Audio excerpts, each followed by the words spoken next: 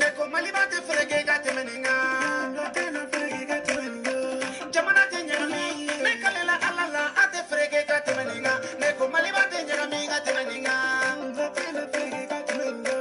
jamana te frege ne kalela alala ate nyami ga temeninga wani natama ba te tankele fade nyama ba te tankele we ya fojugu ma ba nama cheka mbolo di nyama ma ate tankele na kuma kandiga klakan sigiga jatemine mume kesini pourtant clale nyebela somini tola sarakata la ngwere tinsini gale du professeur kera wili balie histoire ba retenu kanyebe averti nyinte sheda me aboga maga alabado kina badama toto kumaina kakule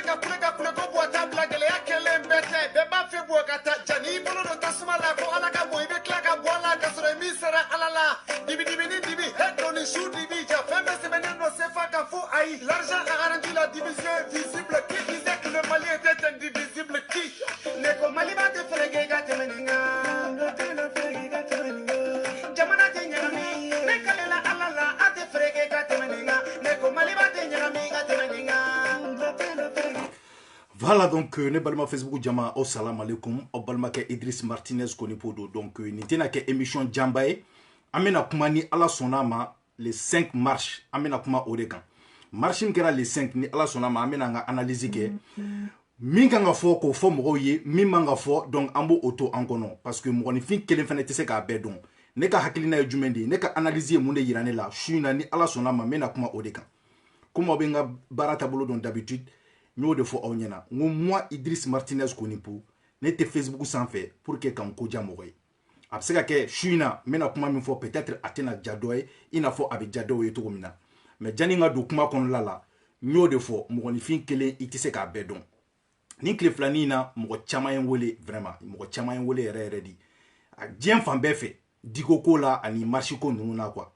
comme aidara ta la nya fo awnyana kuma mina nen am sardine mo ya sama Facebook sans fait ano mo chama en wole ko vraiment karamo ko nunu kan go lu to yen quoi donc o mo kelon fene parce que aidara fene na kanu bago do diko fene na kanu bago do diko kanu baga chama fene be no munu en wole munu afonyana Idriss vraiment ika koka di onye mais mu diko ko e ambe fe na so ibise ki pan okuna quoi c'est pas que ne be mpan diko ko kuna mais ni ala sonama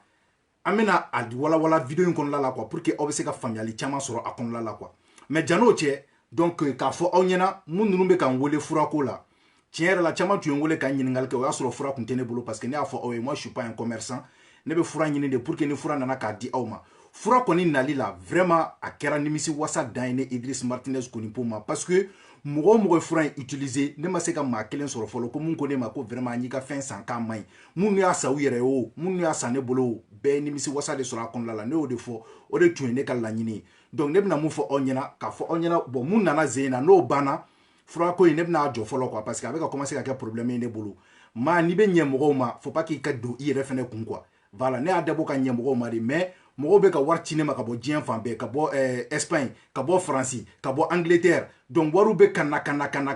yante Afrique ya Europe di donc maintenant je commence à avoir des problèmes wartalina et puis financier nya be ka commencer ka jona quoi war be ka duikun adunte ka duikun parce que abe don ka body warbe na ebe mogo ka fensa eba duma ma ku nyokoro ka be ka do ebolo di donc be ka nyinga keni warbe be ka bo min do be ka bo en fait laba min amiri re ki dealer di ima famia donc comment laba mnu na na no kon flene ya no bala comment nous na comment ore nya bala comment nous kon na lendo munu be fe ka commande passer donc obse ka commande passer munu fe na tu commande passer mina ko fenti au machine mais ni kon banani ala sona mandem na me poser follow quoi peut-être il faut kalo kele ou kalo flan nu nyon ma essayer ka a ko jo quoi nte fe ka nyere sendo mana ko la ko parce que ko to ko ko arranger alors o temene ko fe ka boyno anga na kuma anga marché ko sans fait mais jana anga kuma marché ko kan amba damne ni ro jumendi amba damne folo est-ce que logiquement yere en flene wakati na iko bi boakanga tara ou bien boamanga tara parce que ni ame ki be digi italo e bioro la ibe digi folo italo yoro de la ne analyse mboni ko ina c'est vraiment ça m'a un peu choqué quoi ça m'a choqué muna parce que ne sigi ka ko jatemine ka jatemine yere nana e ka foko effectivement en flene wakati na iko 600 malien do me ka commencer ka fara tuguni dinemo be ka commencer ka fara tuguni ko beri nyagamilendu ni besababu bora munde la il faut se dire la vérité Ibeka nyofo onyena il est incapable en flene watimna iko bi Ibeka deselendu en flene watimna iko bi nyafo onyena machite k'i bɛ Mali in ka souci fɛ k'i bɛ Mali in ka kanu fɛ k'i bɛ se k'a fɔ ko IBK ka to a filɛ nin yɔrɔ min na bi mɔgɔw ka ambition de tɛ kelen ye mais mɔgɔw ka laɲini kɔni n'o ye IBK ka taa ko IBK dɛsɛra cɛ o cɛ y'o fɔ o kuma o ye tan de IBK ye Mali in bin ka se niveau dɔ la wallahi président saba de bɛ na IBK kɔfɛ pour que ka se ka Mali in lakilen tuguni président bɛ na IBK kɔfɛ o tɛ se mun fana bɛ na o kɔfɛ o tɛ se mun de la parce que Mali kɛra laisser aller de Mali kɛra laisser aller jamana de IBK ka ko la mun de y'a to maliyɛnw yɛrɛ ye IBK ta ka voter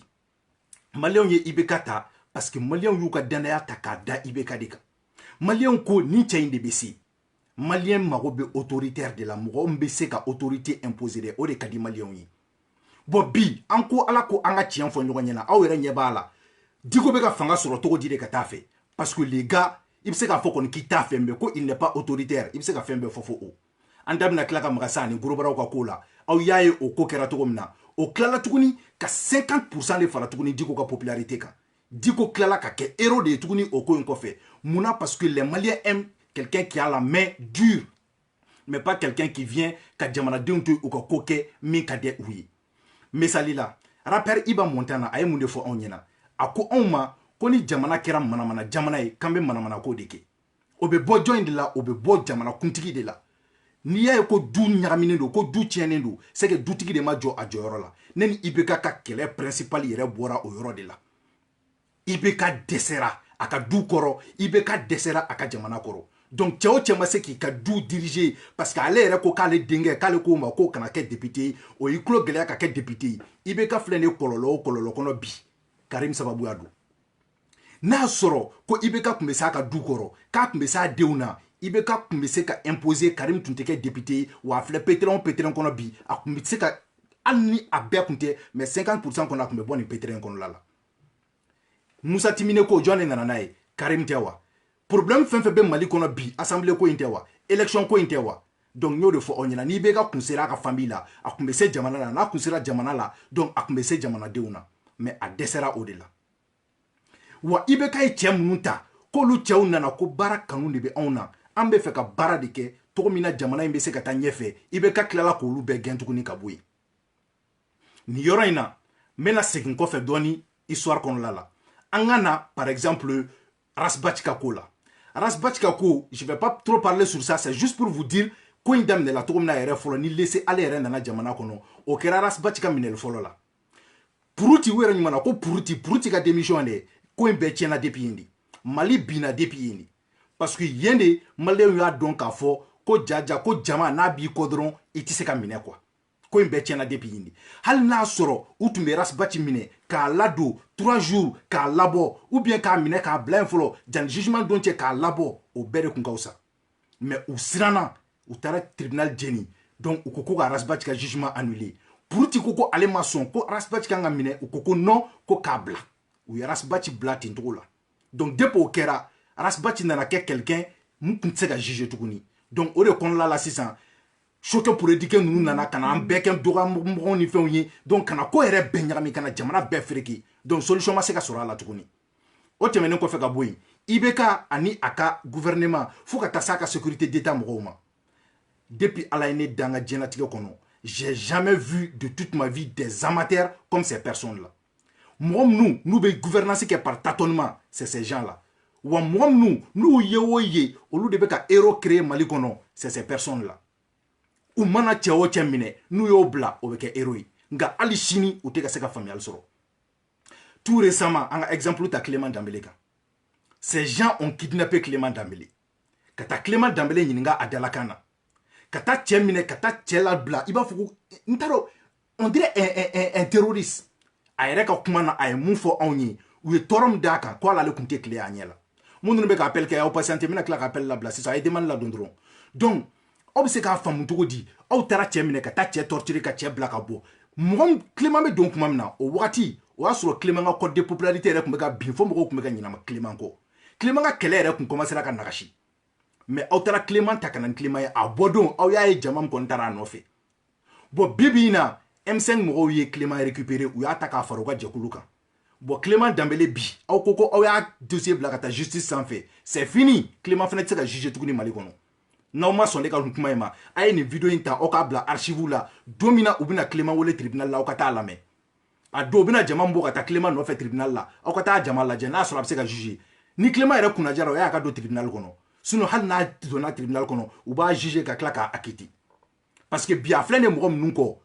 n y'o de fɔ aw ɲɛna depuis n ka o don o video n kumana Diko kan mun na n ko moi je suis pas d'accord parce que politiciens de bɛ marche ɲɛma n ko mais an filɛ don min na i ko bi cɛ foyi tɛ yen Mali kɔnɔ qui est plus influent que Diko a tɛ yen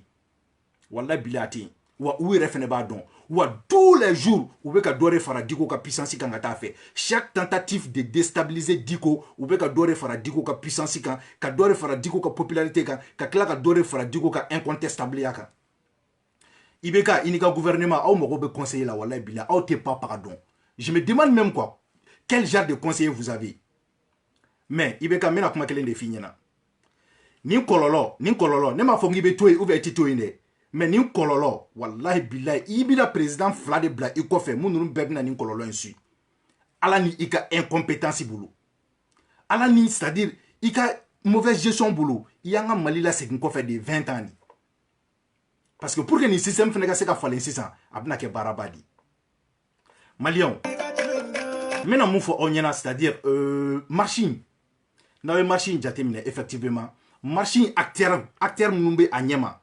n'i y'a jateminɛ c'est politique c'est très très politique o kɔnɔ ka bɔ a la parce que kunun Arasbachi yɛrɛ ye Choguel ka kumaw kan jouer kumakan minnu kɔnɔla la a bɛ k'a fɔ k'ale tɛ IBK janfa fo ka taa mun kɛ ko ni IBK filila ko ale bɛ IBK wele k'a fɔ a ye ko n'a ma se ka IBK sɔrɔ k'ale bɛ préférer k'i daminɛ ko plutôt que ko ka IBK critiquer ni Choguel kogala kelen de ye nin fɔ Choguel kɛra ministre ye yan Choguel ye IBK ka gouvernement défend Choguel nana fo ka taa marchikɛlaw neni IBK kama a kɛra malien den bɛɛ sigilen ɲɛna mais mun bɛ ne dabali ban Arasbachi ye o jeu mais a m'a fa tager dɛ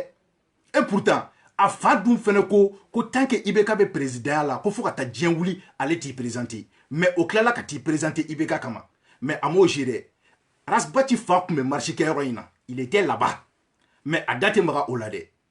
n y'o de fɔ n ko su in na débat tɛ Arasbachi kan su in na débat bɛ IBK de kan c'est pour vous dire tout simplement que mɔgɔ minnu tun bɛ ko in acteurs la olu mɔgɔ ninnu a clan bɛɛ i n'a fɔ Muntaka Tall yɛrɛ c'est des gens qui étaient dans le gouvernement de IBK mun ninnu n'u gɛnna u mécontana u bɔra ka na k'u bɛna IBK kɛlɛ o de la ne ko n ko ne ninnu ka idéologie kelen tɛ parce que anw ko an bɛ lutte min nɔfɛ o tun tɛ nin ye quoi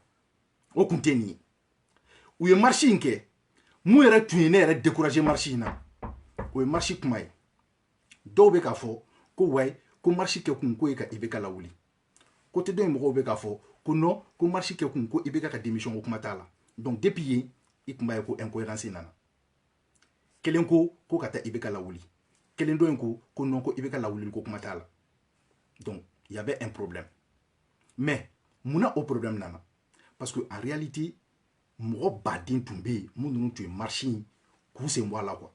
mun ninnu tun bɛ fɛ ka marche in boycotter donc u yɛrɛ tun t'a dɔn ni marche in tun bɛna kɛ succès ye ou pas mais malheureusement ou bien heureusement plutôt heureusement pour eux u taalen marche kɛyɔrɔ la marche a kɛra dan de hali a juguyara ka tɛmɛ fɔlɔ kan mun de nana n'o ye parce que IBK fɛlen tɛ cɛ o cɛ de bɛ yen muso o muso bɛ yen ko e de tagara ka t'i tugu IBK kɔ bilahi i bɛ mangoya solution foyi t'a la cɛ o cɛ k'e de man ka di k'i taara don IBK ka gouvernement na ou bien k'i bɛ fɛ ka IBK soutenir i tɛ se ka ko diya adamadenw ye parce que défend cogo tɛ IBK la défend cogo foyi tɛ IBK la a dɛsɛra a solution t'a bolo a ŋaniya yɛrɛ t'a kɔnɔ donc IBK kan ka taa donc n'o fɔra cɛ o cɛ bɛ yen k'o bɛ degun kɔnɔ olu bɛɛ b'u yɛrɛ ye Diko ka kuma kɔnɔla la maa minnu b'a miiri ko eux sont influents k'olu bɛ na marche in saboter hali su in na aw ka ne ka kuma in lamɛn dɛ su in na Diko mana fɔ sisan ko jani minuit cɛ k'u ka ɲɔgɔn sɔrɔ indépendance la bilahi mɔgɔw bɛ bɔ donc jɔcogo foyi tɛ Diko la an filɛ nin wagati min na i ko sisan c'est impossible mais u ye ko dɔ boloda mun ma diya ne ye marche in kɔnɔla la o tun ye jumɛn ye marche in don u nana ka mɔgɔw la funteni indirectement k'a yira mɔgɔw la u ka taa IBK fɛ yen o yɔrɔ ma diya ne ye dɔɔni o ye ne yɛrɛ ka analyse personnelle ye parce que u ye walidenw nabɔ maa minnu tɛ diɲɛ kalama ten kosɛbɛ k'u bila k'u kun ɲɛsin sɔrɔdasiw armelew ma an y'a ye kisɛw tun bɛ ka ci sanfɛ heureusement u seginna u taara so imagine ninnu tun ka insister ko f'olu ka tɛmɛ ka nin barrière franchi ka taga IBK nɔfɛ a kun dabɔkun ye mun de kisɛ ka ci walidenw na ni kisɛ cir'u la a bɛ kɛ i n'a fɔ sisan an bɛna 91 la u bɛ sɔrɔ ka wuli ka bɔ ka kule ko o IBK ka mɔgɔw ye mɔgɔw faga et an marchera simplement IBK ya kisɛ ci mɔgɔw la donc maintenant u b'olu suw ta sisan k'olu suw kɛ kɛlɛkɛbere ye donc ka sɔrɔ ka wuli ko ka IBK labɔ mais ne dabali banna cogo min na Kawji Mu ni ale de ye marche in organiser Kawji Mu n'ale de ye marche in communication bɛɛ kɛ an m'ale ye jama in ɲɛma an ma Diko ye jama in ɲɛma et pourtant den bɛ nin kelen kelen bɛɛ bolo an m'u si den ye jama in ɲɛma an ma Diko den ye an ma Kawji Mu den ye an m'u musow ye mais les gens qui ne réfléchissent pas beaucoup u taara olu le ta k'u kun ɲɛsin IBK ka yɔrɔ ma et pire Kawji Mu tilala ka na mun de fɔ anw ye ko malheureusement k'u ye poto tapé u ye poto tapé cogo di parce que u kun bɛ fɛ a ka kɛ cogo min na a ma kɛ ten maliyɛnw ne bɛ fɛ nin ko ka kɛ ka sɔrɔ maa de ni ma bɔnɛ c'est possible a bɛ se ka kɛ cogo min na n bɛna tila k'o solution fɛnɛ fɔ aw ye su in na parce que don min na ne bɔra ka ninnu ka marche ye ka jama ye u bɛ k'u kun ɲɛsin président ka so ma aw yɛrɛ k'aw sigi ala ani kira kama aw ka analyser dɔrɔn n'a sɔrɔ jama fɛrɛntan o ɲɛsinen président ka so ma n'a ka kan ou bien n'a man kan c'est vrai u taara Jɔnkunda Bugɔ Kuluba mais o y'a sɔrɔ fanga tun tɛ Jɔnkunda bolo dɛ fanga tun bɛ Aya de bolo donc sɔrɔdasiw tun bɛ Aya de kɔ o de y'a to u sera ka taa Jɔnkunda Bugɔ mais bi polisiw bɛ IBK de bolo sɔrɔdasiw b'ale de bolo gendarmew b'ale de bolo garde nationale b'ale de bolo donc plus an bɛ ka bɔ ka IBK jatigɛ tan plus IBK b'olu bila condition bɛɛ de la pour que u kana trahir bon eux ils sont prêts parce que y'o serment de jurer donc ka fɛn bɛɛ kɛ pour que ka IBK fɛngɛ policiers ninnu bɛ se ka tugu anw kɔ condition kelen jumɛn de la sisan ani gendarme ninnu ni fɛn ninnu u bɛ se ka tugu anw kɔ condition min na n'u yɛrɛ ye k'a fɔ ko ça dégénère vraiment o dun bɛ se ka kɛ ka sɔrɔ a ma kɛ ni kisɛ ci ye n bɛn'o solution di aw ma sisan parce que ne ɲɛ bɛ mun na nin ko in tɛna ban ka sɔrɔ waliden dɔw ma sa n'i sara nin ko in na politique ko la a bɛɛ ni Mahamadu cɛ i kɛra sufu de ye aw minnu tulo bɛ ne la n kanubagaw n ye video kɛ n ye message n ye n ka photo bila n ka page kan bi n y'a fɔ n ko maa minnu bɛ ne Idriss Martinez Konipo fɛ k'aw sɔnnen don ne ye nkaw ka ne ka photo aimé n kan bɛ olu de ma k'i sɔnnen don Idriss Dalakan ye n b'i deli ala ni kira kama n'i bɛ bɔ i ka t'i ka marche kɛ mais mun ye de ko ka violence kɛ k'i kun ɲɛsin sɔrɔdasiw ma kana taa n'i tagara i bɛ sa n'i sara i kɛra sufu ye a bɛɛ ni Alahu Taala cɛ n bɛna misali kelen di aw ma cɛ min sara Rasbachi nɔfɛ don min na Rasbachi kun kan ka minɛ ka juger cɛ tagara u ye kisɛ ci a la cɛ sara bi a ka famille bɛ yafa ma dɛ mais a kɛra sufu de parce que a sara Rasbachi mun nɔfɛ bi o Rasbachi kelen o filɛ nin ye kana Buhari soutenir bi ale sara combat min na dɛ o b'o combat contraire de la bi donc politique ko de don a kɛra sufu ye ou bien a ma kɛ sufu ye an ka dan 91 la marigo minnu bɛ bi jama ɲɛma marigo minnu bɛ ka jama labɔ k'u kun ɲɛsin IBK ma o marigo 91 olu de tun bɛ AM ko ninnu ni fɛn ninnu na olu de tilala ka jamaw labɔ tuguni k'u kun ɲɛsin Musa Tarawele ma u taara bɛndesan kɛ ka maaw baw faga ka maaw faga ka mɔgɔw bɔnɛ u nin na mais marigo ma sa dɛ marigo bɛ nin na hali 5 juin marigo ninnu tun bɛ yen mais kisɛ tɛ ci olu la dɛ yɔrɔ kisɛ tɛ ci olu la kisɛ bɛ ci jɔn de la maa minnu hakili n'u hakili tɛ ɲɔgɔn fɛ u b'olu de bila jama ɲɛma c'est à dire u b'a fɔ olu de ma ko dommage collatéral quoi donc aw de bɛ taa aw bɛ sacrifier i b'u ye u fɛn fɛn mana kuma ko wa 91 jɔra jeli de kan jamana tɛ jɔ révolution tɛ kɛ ni jeli t'a la jeli mais olu yɛrɛ jeli tɛ dɛ a bɛ kɛ aw jeli de kan ne Idriss ka problème b'o yɔrɔ de la parce que ne ko de maa de man ka sa politique ko la parce que sonsori taara sonsori nana o de ye Mali ye a bɛ aw kɔnɔ togo togo ko ni karisa de bɔra yen ko karisa bɛ na ko Mali bɛna kɛ Los Angeles ye o de tɛna kɛ mɛnɛ dɔ de bɛ taa dɔ bɛ na bɛɛ de b'i ka wagatinin kɛ ka taa mais ka t'i yɛrɛ faga ko parce que dɔ ka bɔ yen a ma s'o la o n bɛna ɲɛfɔ aw ye sisan a bɛ gérer cogo min na bilahi anw de ta y'an ka pouvoir ye an de y'a d'i ma anw de ko k'an t'i fɛ c'est tellement simple maliyɛn den min bɔra le 5 juin ni ni ɲɔgɔnna wɛrɛ sera ka bɔ aw yɛrɛ y'a ye Kati cɛ in tɔgɔ filɛ ne ka bɔ n kɔnɔ Ben le cerveau ninnu tun tɛ hali mɔgɔ 100 bɔ nka u taara Kati sira tigɛ premier ministre wulila ka t'u rencontrer a ye perte min don Mali kun aw kun b'a dɔn jelima bon foyi ma kɛ o doléance o ɲɛnabɔra ou bien n'aw bɛ fɛ ko doléance ka ɲɛnabɔ malien den bɛɛ ka wuli Mali administration bɛɛ bɛ yɔrɔ jumɛn a bɛɛ bɛ cité ministérielle de kɔnɔla la Mali ministère clan bɛɛ b'o de kɔnɔla la presque pour ne pas dire a bɛɛ yɛrɛ a ye taa yen ta bani ko baara tɛ kɛ yen tuguni c'est fini a ye taa gidron tigɛ i n'a fɔ aw tun y'a kɛ cogo min na avec les bennes là a ye frontière bɛɛ datugu a ye taa bɛɛ minɛ avion mobilité don mobilité bɔ ni Mali ye 10 jours k'o la ka 1 mois sɔrɔ o la bilahi u bɛ fɛɛrɛ kɛ IBK ko la parce que anw de b'a yira ko an t'a fɛ Sikasokaw ka wuli ka Sikaso tigɛ Kayikaw ka wuli ka Kayi ni Sénégal tigɛ Bamakokaw ka wuli ka yɔrɔ bɛɛ tigɛ ou bien u ka taa Kuluba yɛrɛ sira tigɛ ko IBK tɛ yɛlɛn tuguni n'i y'a mɛn ko i ye président ye dɛ c'est que i bɛ ka taga bureau de la u ka taa Kuluba tigɛ pap a tɛ yɛlɛn tuguni u ka taa cité ministérielle tigɛ ministre foyi tɛ taa baara kɛ tuguni wa président yɛrɛ tɛ yɛlɛn tuguni ka taa Kuluba o la kɔni a tɛna fɔ ko aw tagara ko ka taga IBK gosi a ka so non a ma se aw ka taa gosi a ka so a ye wuli dɔrɔn très simplement aw ka taa Sɛbɛnnikɔrɔ sira in de a bɛ sira emprunté diɲɛ don o don k'a bɛ yɛlɛ Kuluba aw k'o sira in de tigɛ a kan ka yɛlɛn tuguni Kuluba jani diɲɛ wuli cɛ soit a ka to a ka so kɔnɔ a ka Mali diriger yen nɔ ou bien c'était ministériel a bɛɛ bɛ yen de ministres bɛɛ bɛ taa yen de hali primature yɛrɛ bɛ yen de a ye taa yen daminɛ u tɛ don mɔgɔ si kana don tuguni personne don tɛ kɛ bɔli tɛ kɛ n'aw ko ko aw bɛ anw de ka baara la anw de ko ko an t'aw fɛ tuguni donc o fana ka jɔ pep ka sɔrɔ mɔgɔ si jeli ma bɔ parce que ne fɛn min bɛ ka ne tɔɔrɔ nin ko in na o ye ne b'a dɔn piri k'a fɔ ko Kawji tun bɛ fɛ ka mun fɔ u ka message ma faamu peuple fɛ de peuple le tun kan ka wuli ka taga IBK agresser ni IBK kun agressera kisɛ tun bɛ ci jagoya la parce que u tɛna u to yen k'aw ka taa gabakuru fili IBK fɛ yen u tɛna u to yen k'aw bɛ taa IBK ka so forcer u bɛna kisɛ ci aw la n'u ye kisɛ ci aw la jagoya de don su mana bɔ ninnu bɛ tila ka wuli tuguni k'o su de ta k'o kɛ kɛlɛkɛbere ye tuguni mais e mun sara a tɔ tɛna fɔ e kɔ wa e mun sara e bɛna se ka mun de ɲɛnabɔ tuguni n'i y'a mɛn ko sɛgɛn b'i kan n'i sara o t'a yɛrɛ ko bɛɛ bannen ya mais mɔgɔw b'a fɔ ko non ko sɛgɛn b'an kan o ka fisa saya non mɔgɔ kana sa politique ko la ne b'o de fɔ aw ye kana sa politique ko la parce que n'i sara politique ko la i kɛra sufu de bilahi i kɛra sufu ye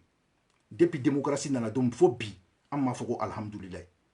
maa minnu kun wulila ka Musa Tarawele kɛlɛ bi olu de bɛ ka tila ka taa duwawu ta Musa Tarawele fɛ yen nɔ ko parce que ko Musa fana Tarawele fɛn fɛn nana ale kun ka fisa n'olu bɛɛ ye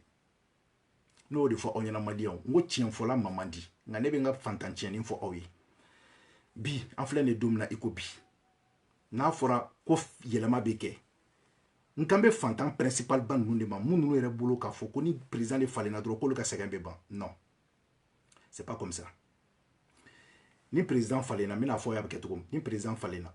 i b'a ye k'a fɔ classe dɔw de bɛ yen nɔ olu de ka condition bɛ falen dɔw fa tun ye directeur ye o bɛ wuli ka bɔ yen fa wɛrɛ bɛ taa kɛ directeur ye dɔw fa tun ye ambassadeur ye o ka mandat ban o bɛ lasegin dɔw wɛrɛ fa bɛ taga dɔw fa tun ye chargé de mission ye ministre bɛ bɔ yen o tigi bɛ na mais est ce que population civile yɛrɛ mun ninnu bɛ sɛgɛn kɔnɔ wotoro pusela ninnu namasa feerela ninnu lɔgɔcila ninnu gardien ninnu est ce que olu ka condition bɛna falen réellement comme on le veut wa ne Idriss ka ɲininkali b'o yɔrɔ de la tɛti fɛn fɛn filɛ ne nin ko in ɲɛma ne y'o de fɔ aw ɲɛna a bɛɛ politicien mais u ko k'an k'o to yen k'an k'an bolo di ɲɔgɔn ma dɔrɔn IBK ka taa fɔlɔ ko ni IBK taara k'an bɛ sɔrɔ ka na nin ko tɔ gérer ne Idriss ko moi personnellement ne kun ka laɲini ye mun ye o tun ye de an ka politicien minnu tun bɛ IBK ka gouvernement kɔnɔ an k'olu sen bɔ nin ko in na quoi an k'olu sen bɔ a la parce que olu ta tɛ tiɲɛ ko ye quoi olu ta tɛ tiɲɛ ko ye e ka IBK ka gouvernement bɛɛ kɛ fo e gɛnnen e nana tuguni ko bɔ ko IBK ka taa o kɔrɔ ye mun de ye donc ni IBK taara i bɛ fɛ ka na tuguni parce que tant que IBK bɛ yen e tɛna se ka na tuguni o parce que e taara déjà donc ne ka vision tun ye mun yira ne la o tun ye o de ye n ko ne tɛ se ka tugu ninnu kɔ mais mɔgɔ caman ye n wele mɔgɔ caman kanubagaw ko Idriss vraiment an b'i deli ko l'important bi bi in na o ye IBK ka taa de d'accord gorobara ninnu u wulila k'u bɛ taa Diko deli a kɛra maliyɛn den bɛɛ sigilen ɲɛna u ma taa Diko deli dɛ u taara Diko neni de Diko ye mun fɔ tiɲɛ de don u taara a neni de u taara Diko neni cogo di u nana ka na kuranɛ de di Diko ma kuranɛ dilen mɔgɔ ma o kɔrɔ surtout karamɔgɔ u tun bɛ fɛ ka fɛn fila de fɔ Diko ɲɛna ko Diko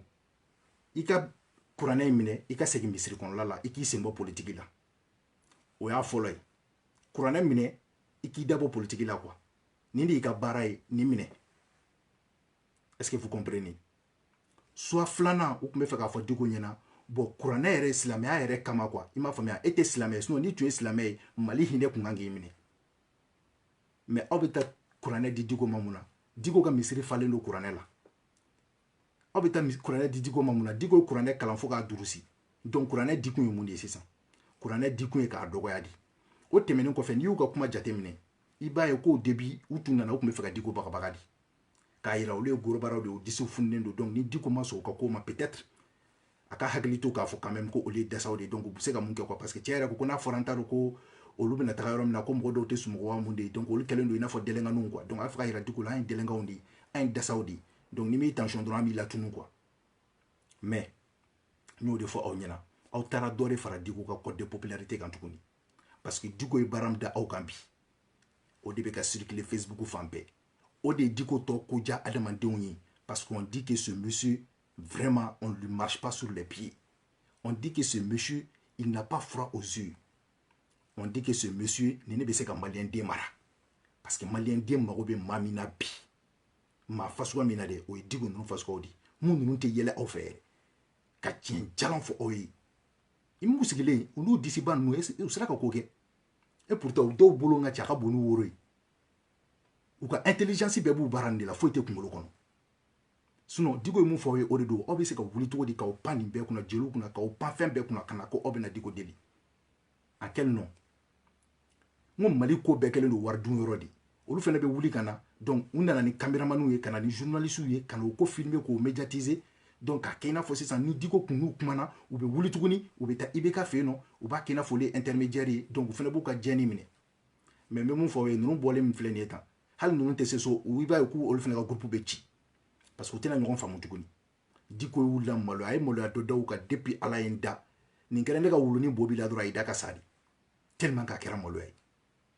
aw taara Diko tɔ sankɔrɔ tan tuguni de bon plus aw b'a essayer ka Diko décrédibiliser plus aw bɛ Diko tɔ sankɔrɔ tan de Mali kɔnɔ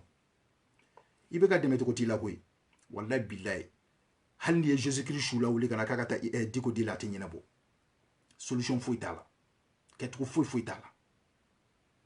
ne bɛ mun fɔ dɔrɔn nin ko in na pour que vidéo in kana janya kosɛbɛ c'est dire tout simplement que an filɛ wagati min na i ko bi tiɲɛ yɛrɛ yɛrɛ la ni IBK bɛ Mali fɛ ni Mali kanu bɛ IBK la a k'a essayer a ka walan in sɛmɛ ka sɔrɔ jeli ma bɔn i n'a fɔ ATT y'a kɛ cogo min don min na jama tun bɛ ka taa ATT nɔfɛ a tun bɛ se k'a kɛ IBK ta ɲɔgɔn ye a tun bɛ se k'i ja ka insister a tun bɛ se k'a fɔ sɔrɔdasiw ye k'u ka kisɛ ci population na parce que fanga b'ale de bolo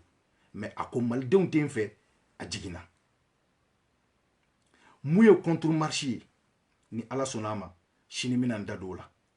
pourquoi o annulé la o ko don yɔrɔ n'o bɔ yɔrɔ n bɛ n'o analyse kɛ sini ko parce que ko ninnu marchera k'olu bɔra ni mɔgɔw ye ko contre marche ko pour soutenir le président k'olu fana bɛna bɔ ko ka taga marche opposé kɛ mais marche in tilala ka annulé sini ni ala sɔnna a ma n bɛ n'o débriefing kɛ n b'a yira aw la par A plus B a démontera cogo min na kun min na a annulé la est ce que a kun kan ka kɛ wa o bɛ k'a dama vidéo ye parce que nin wagati in na n sɛgɛnnen don fɔlɔ dunan dɔ de bɛ n fɛ yan o yɛrɛ de la o kɛlen don ka n famana ye vidéo ma quoi donc temps ba tɛ n bolo mais ka mun fɔ dɔrɔn an filɛ nin wagati min na i ko bi Mali kɔnɔ cɛ si tɛ yen muso si tɛ yen k'i bɛ se ka Diko bɔ mɔgɔw hakili la i bɛ se k'i ta de fɔ mun b'i kun ni kan cɛ i b'o fɔ dɛ parce que bɛɛ kɔni ta y'i da ye bɛɛ bɛ se k'i ka analyse kɛ mais k'a fɔ de k'i bɛna Diko de kanu bɔ mɔgɔninfinw dusukun na an filɛ nin yɔrɔ min na i ko bi a tɛ se ka kɛ quoi c'est comme Arasbachi ta fɔlɔlama tuma min na Arasbachi tun bɛ fantanw ka kɛlɛ la i tun bɛ kuma k'i yɛrɛ faga i tɛ se quoi parce que mɔgɔw tɛ a tigi nɔfɛ pour sa personne i m'a faamuya c'est pas sa personne que les gens sont en train de suivre mais c'est plutôt le combat qu'il mène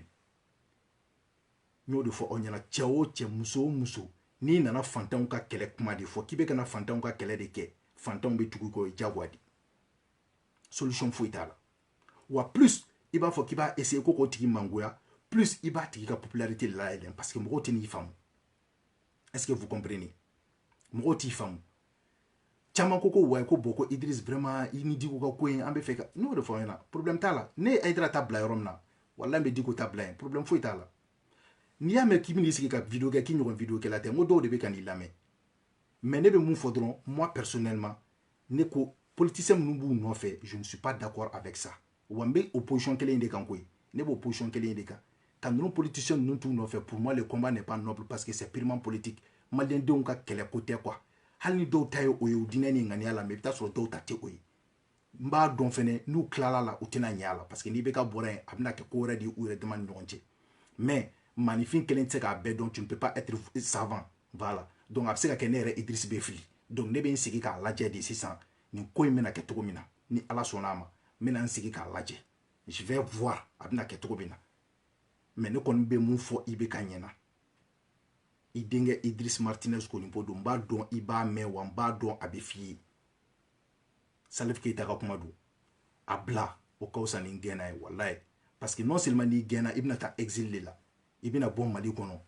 i tɛna se k'i ka retraite profiter ka ɲɛ wali jamana tɛ mɔgɔ fa jamana ye maliyɛndenw ko vraiment u t'i fɛ hali Aïdara yɛrɛ ko bi ko n'ale m'a miiri ko n'a kɔrɔ ma ko walayi k'a tun bɛ tugu Marshal ko n'i ma farati k'a bɛ tugu Marshal kɔ o b'a yira k'a fɔ ko mɔgɔ si de t'i fɛ président walayi hali denw yɛrɛ nɛmadala b'i fɛ seulement i bɛ ka privilège d'u ma quoi sinon maliyɛnden si t'a fɔ bi ko alhamdulilayi n tɛna segin n ka kuma in kan n tɛna segin n ka kuma kɔrɔ in kan n bɛ mun fɔ aw ye ko n'i y'a ye cɛw cɛ ko bi ko vive IBK c'est ka hɛrɛ de b'a la n tɛna segin o kan parce que o fɔra ka mɛn mais aw yɛrɛ b'a dɔn ne b'a dɔn k'a fɔ ko an filɛ nin wagati min na i ko bi ko IBK n'a pas la solution pour le Mali a ye Mali bin k'a da k'a sɛdennin kantigɛ de donc n tɛ fɛ video in ka janya kosɛbɛ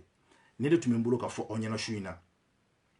sini ni ala sɔnna a ma mun ye marche dɔ in ye n bɛ n'o fɛngɛ minnu bɛ k'a fɔ ko ka appel lancer ne tɛ appel donné là non quoi parce que attends je vais voir d'abord non je vois pas de demande d'appel parce que nin fɛn kun famana nin tɛ na tuguni quoi donc je sais même plus comment ça fonctionne n ɲɛ tɛ appel là non quoi mɔgɔw ka appel donné tɛ yan ni appel kun donné bɛ n b'a essayer ka mɔgɔ ta mais mɔgɔw ka appel donné tɛ yen quoi mɔgɔw ka appel yan kosɛbɛ aw bɛ hakɛ to n tɛ fɛ video in ka janya kosɛbɛ an bɛ bisu in na video bila yan nɔ sini ni ala sɔnna a ma n bɛna n fɛngɛ quoi parce que n tɛna se ka n pɛrɛn-pɛrɛn quoi n tɛ ka se ka n pɛrɛn-pɛrɛn aw yɛrɛ ɲɛ b'a la n bɛ ka kuma dɔɔni parce que n y'o de fɔ aw ɲɛna dunan de bɛ n fɛ yan a dalen don bon n tɛ fɛ ka don a gasi la quoi i m'a faamuya su kora dɔɔni il est minuit moins ni ala sɔnna a ma sini sɔgɔma ni n wulila mun ye contre marche in ye an b'o walawala video la o tɛ kɛ direct ye quoi an b'o walawala ka ɲɛ posément pour que aw bɛ se k'a faamu quoi aw balimakɛ Idriss Martinez Konipo donc Diko ka mɔgɔw komi aw ko ko n ka karamɔgɔ to yen parce que o de fɔra politique ni karamɔgɔ mana don ɲɔgɔn na a bɛ kɛ tiɲɛni ye quoi ni ala sɔnna a ma ni Aïdara to yen cogo min na n bɛna o fana ka karamɔgɔ to yen ten an b'an sigi an b'a lajɛ a ko tɔ bɛna kɛ cogo min na